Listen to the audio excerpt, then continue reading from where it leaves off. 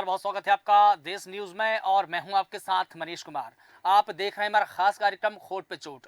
रायबरेली जिले में जन्म प्रमाण पत्र बनवाने का एक बड़ा फर्जीवाड़ा सामने आया है, जिसका पर्दाफाश आज देश न्यूज करने जा रहा है। जहां राष्ट्रीय सुरक्षा को धत्ता बताते हुए सरकारी कर्मचारी की मिलीभगत से हजारों जन्म प्रमाण पत्र तैयार कर लिए गए। खास बात इसमें यह है कि इसमें अधिकतर जन्म प्रमाण पत्र हासिल करने वालों का इन गांवों से कोई भी संबंध नहीं है, यानी कि एक ही जगहों से ये बनाए गए हैं। मामला उच्च अधिकारियों के संज्ञान में आया तो सीडीओ ने इसकी जांच एडीओ पंचायत को सौंप दी है। जिस वीडियो की आईडी से फर्जीवाड़ा हुआ है उसे निलंबित कर दिया गया है। ये बड़ी कार्रवाई की गई है। बता दें कि अन्य जगहों पर भी इसका वेरिफिकेशन होगा। जिला विकास अधिकारी ने अन्य तहसीलों में भी ऐसी गड़बड़ी की आशंका जताई है। आशंका की पुष्टि के लिए उन्होंने जिले के जनसेवा केंद्रों की जांच कराए जाने की भी बात कही। उन्होंने ये भी कहा कि जिले में संचालित जनसेवा केंद्रों की जब से आईडी बनी हुई है तब से अभी तक लगातार जारी सभी प्रमाण पत्रों का सत्यापन कराया जाएगा। उन्होंने इसके लिए एक टीम भी गठित कर दी है। माना अब यह भी जा रहा है कि सलोन जैसा मामला अन्य तहसीलों में भी सामने आ सकता है, अन्य राज्यों के हो सकते हैं, ये भी आशंका जताई जा रही है। वीडियो ने आशंका जताई है कि जन्म प्रमाण पत्र हासिल करने वाले अलग अलग राज्यों के रहने वाले हो सकते हैं। मामला सलोन तहसील का है। यहां पर ग्राम विकास अधिकारी विजय सिंह यादव की नूरुद्दीनपुर, सिरसिरा, गोपालपुर गांव में तैनाती है और इन गांवों में पते पर पिछले कई महीनों से ऐसे लोगों के जन्म प्रमाण पत्र बन रहे थे जिनका यहां से कोई संबंध नहीं था। और बताया जा रहा है कि तीनों ग्राम सभाओं के प्रधानों ने इस बात की सूचना एडीओ पंचायत जितेंद्र सिंह को दे दी है। सीडीओ ने अब इस पूरे मामले को लेकर जांच के आदेश दिए हैं। मामला उच्च अधिकारियों के संज्ञान में आया तो सीडीओ ने इसकी जांच एडीओ पंचायत को सौंप दी है। एडीओ पंचायत की जांच में सामने आया है कि ग्राम विकास अधिकारी विजय सिंह यादव समेत राइन सहज जनसेवा केंद्र संचालक जीशान खान, रियाज और एक अन्य की मिलीभगत से लगभग 19,000 से अधिक, करीब 19,000 से अधिक गैर जनपदीय और गैर प्रांतीय लोगों के फर्जी प्रमाण पत्र जारी हो गए हैं।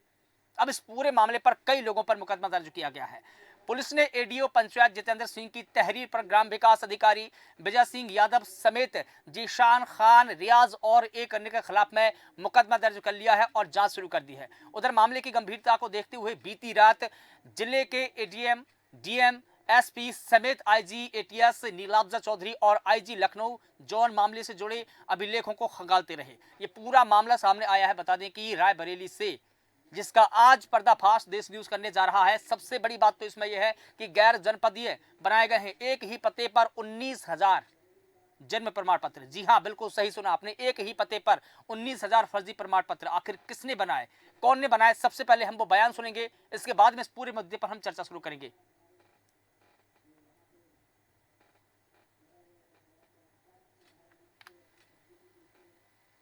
देखिए, सर्वप्रथम हमने इसकी एक प्रिलिमिनरी जांच कराई है।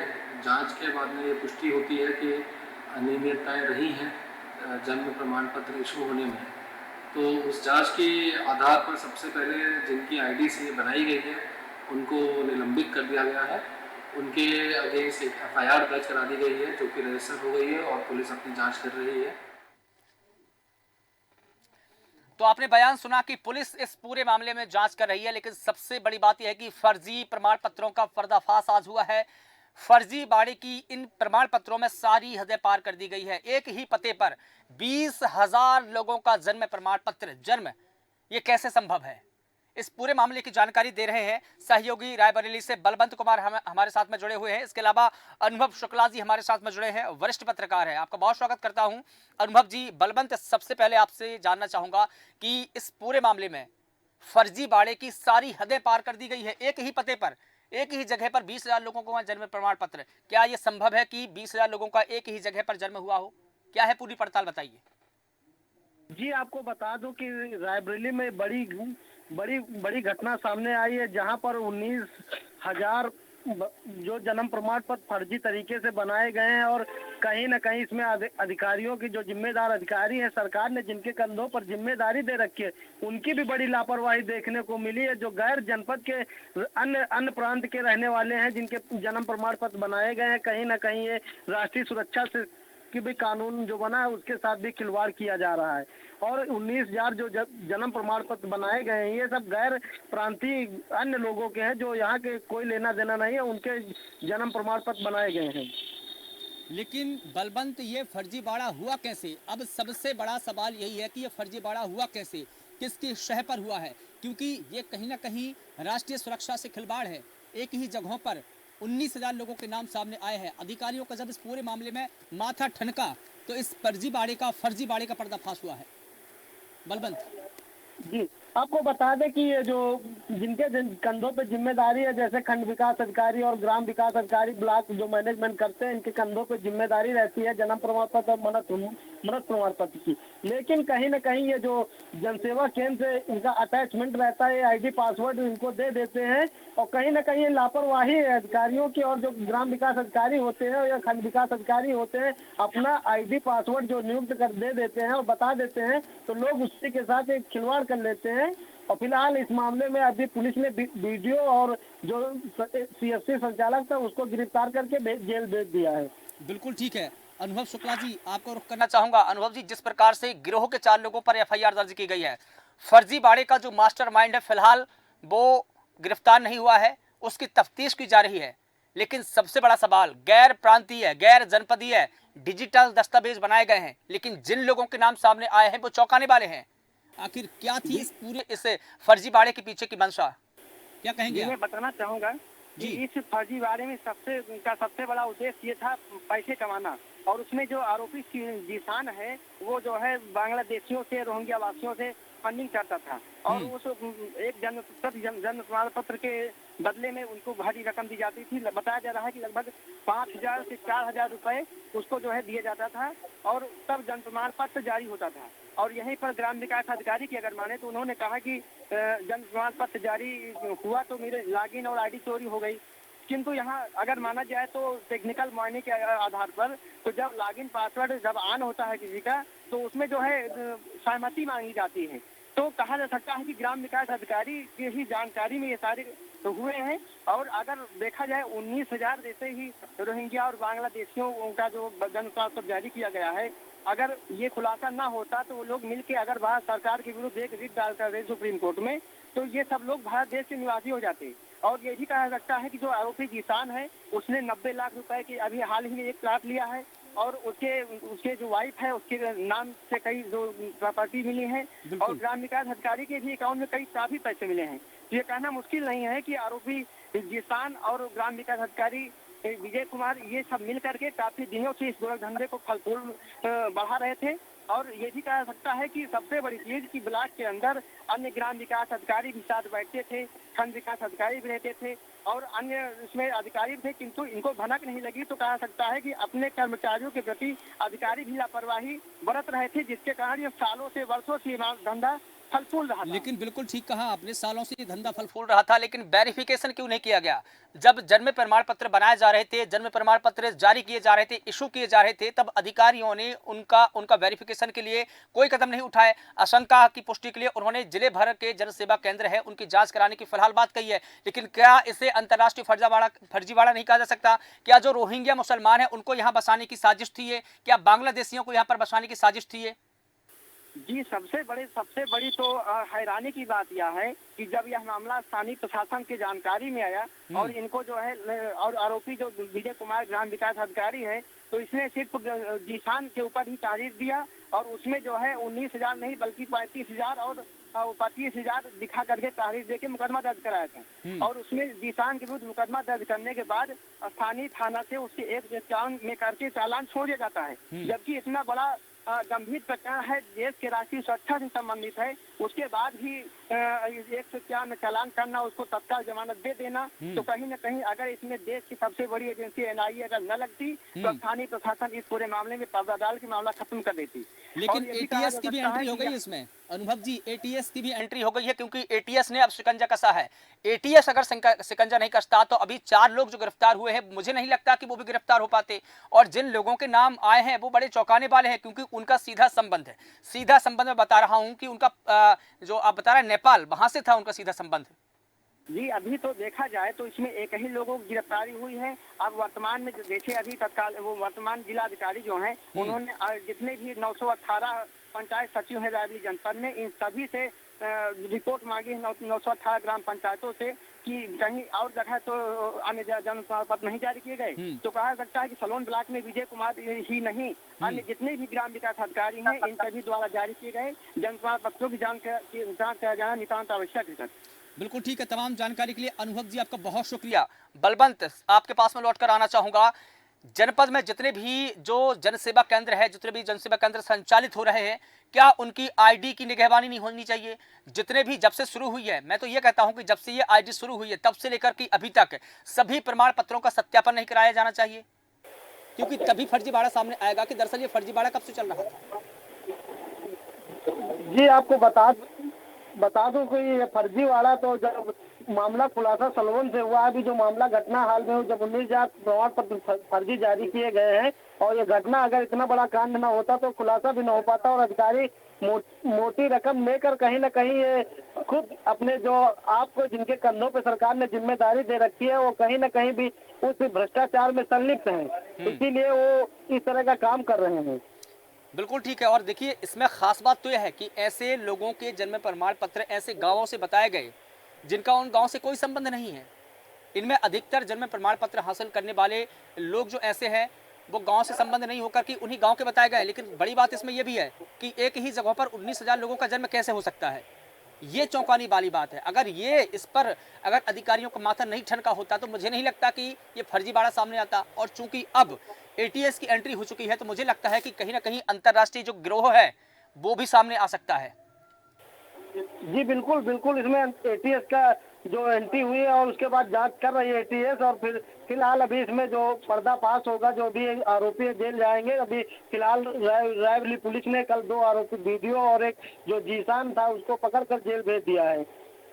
बिल्कुल ठीक है। और देखिए, यहाँ पर फिलहाल अभी जब पूरा मामला उजागर हुआ तो जो ग्राम विकास अधिकारी विजय सिंह यादव की नूरुद्दीनपुर, सिरसरा, गोपालपुर में गांवों में फिलहाल तैनाती की गई है।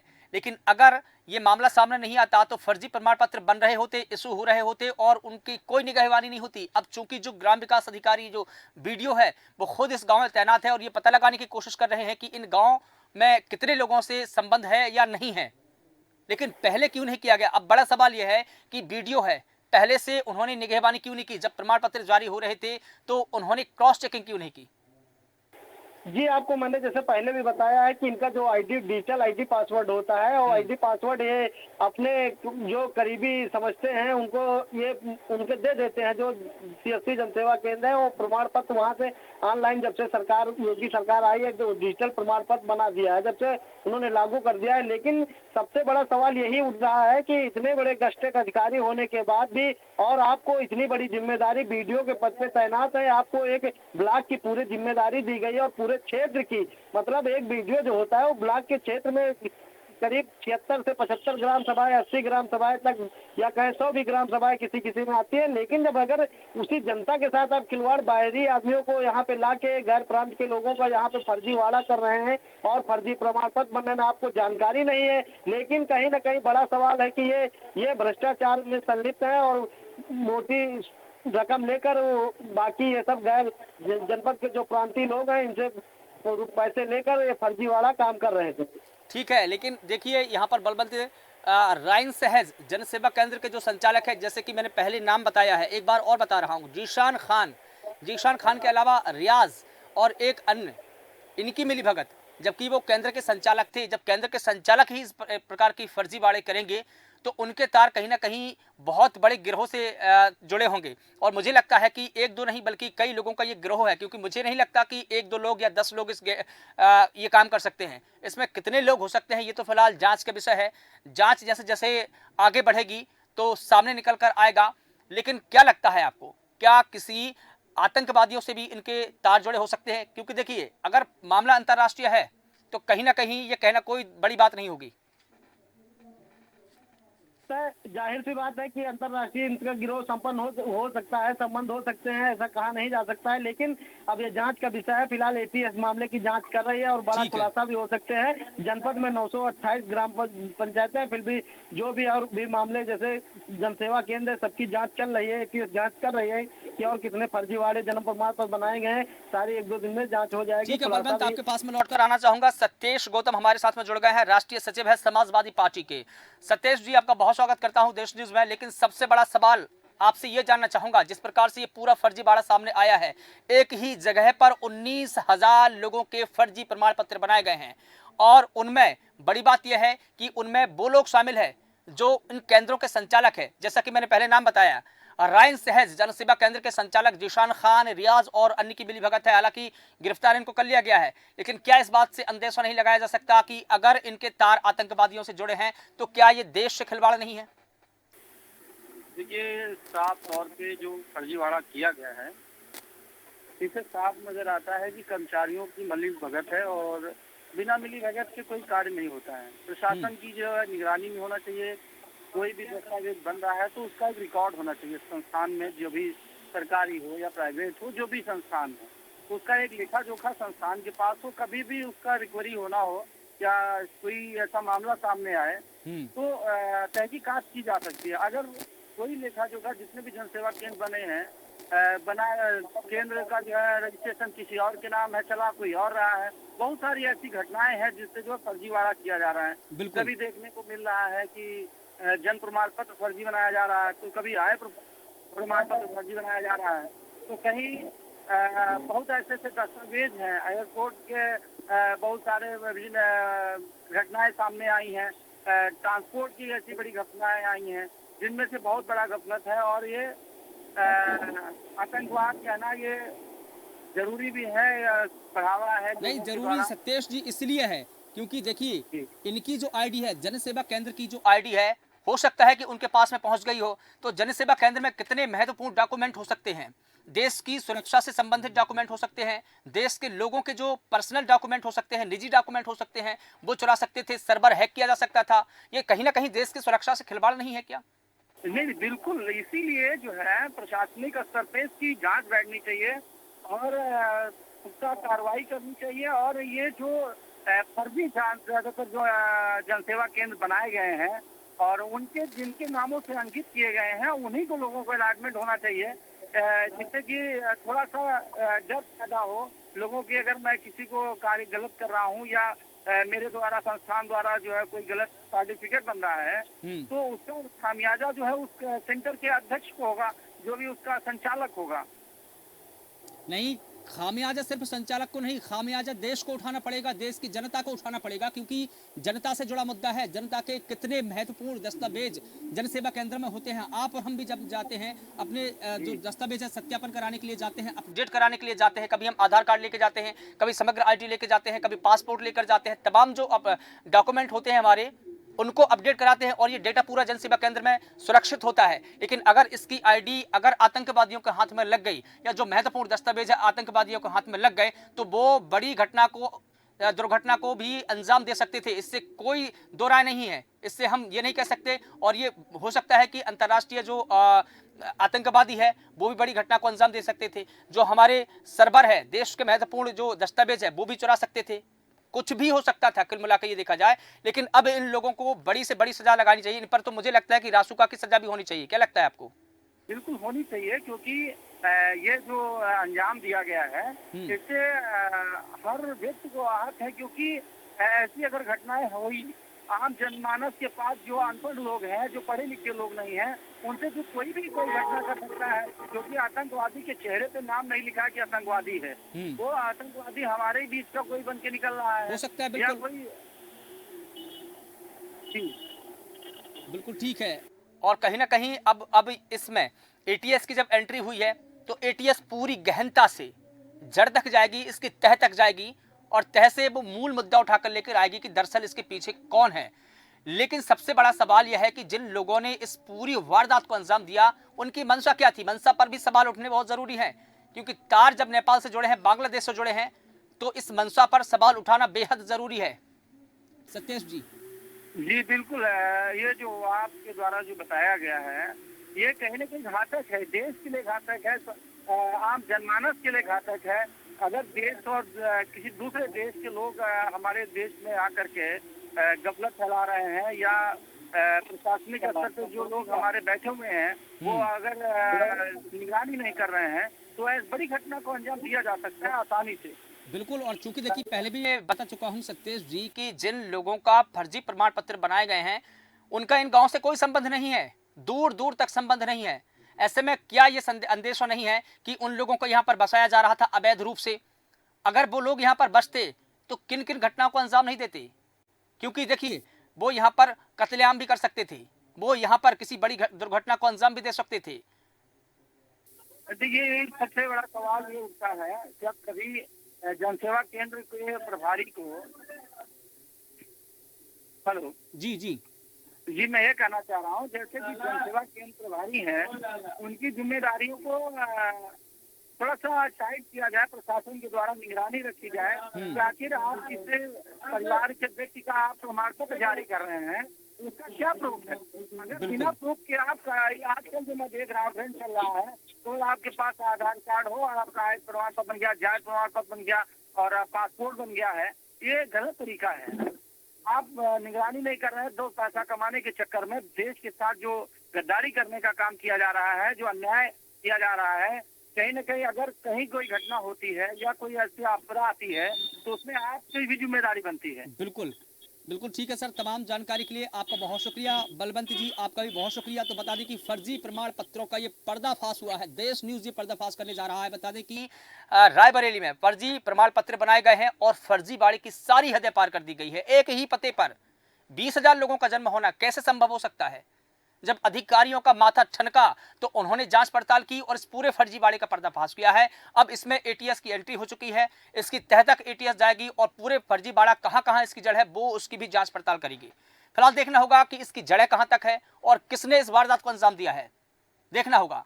फिलहाल देश न्यूज के खास कार्यक्रम में बस इतना ही। देश और दुनिया की तमाम बड़ी खबरों के लिए आप लगातार बने रहिए देश न्यूज के साथ। नमस्कार।